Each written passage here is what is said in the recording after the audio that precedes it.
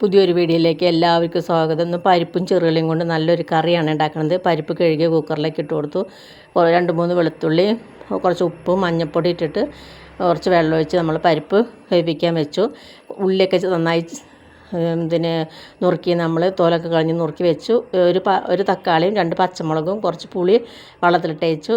അങ്ങനെ പരിപ്പൊക്കെ വെന്തപ്പോൾ നമ്മൾ ഒരു 2 സ്പൂൺ മുളക് പൊടിയും 1.5 ടീസ്പൂൺ മല്ലിപ്പൊടിയും ഒന്ന് ചൂടാക്കിയെടുത്തു. അത് പരിപ്പിലേക്ക് ഇട്ട് കൊടുത്തു. നമ്മൾ ഉള്ളിയും പച്ചമുളകും തക്കാളിയും അത് ഇട്ട് കൊടുത്തു. അങ്ങനെ അതൊന്ന് വേവിച്ച് വെച്ചു. പരിപ്പും ഉള്ളിയൊക്കെ നല്ലപോലെ വെന്ത് വന്നപ്പോൾ നമ്മൾ പുളിഞ്ഞ വെള്ളത്തിലിട്ടേച്ച് അത് പിഴിഞ്ഞ് ഒഴിച്ചു കൊടുത്തു. കുറച്ച് തേങ്ങ അരച്ച് വെച്ചിട്ടുണ്ടായിരുന്നു, അതായിരിക്കും ഒഴിച്ചു കൊടുത്തു. അങ്ങനെ നമ്മുടെ പരിപ്പുള്ളിയൊക്കെ നല്ലപോലെ വെന്തപ്പോൾ ഒരു ചീനച്ചട്ടി അടുപ്പത്ത് വെച്ച് അല്ലെങ്കിൽ കുറച്ച് എണ്ണ ഒഴിച്ച് കടുക്, ഉലുവ, വറ്റൽമുളക്, വേപ്പിൻ്റെ ഇല ഒക്കെ ഇട്ട് കൊടുത്ത് നല്ലപോലെ ഒന്ന് മൂത്ത് വന്നപ്പോൾ നമ്മൾ കറിയിലേക്ക് ഒഴിച്ചു കൊടുത്തു. അങ്ങനെ നമ്മുടെ പരിപ്പും ചെറുള്ളിയും കൂടി കറി റെഡിയായി. എല്ലാവരും ലൈക്ക് ചെയ്യാനും സബ്സ്ക്രൈബ് ചെയ്യാനും മറക്കരുത്. നാളെ നല്ലൊരു വീഡിയോ ആയിട്ട് നാളെ വരാം. ബായ്.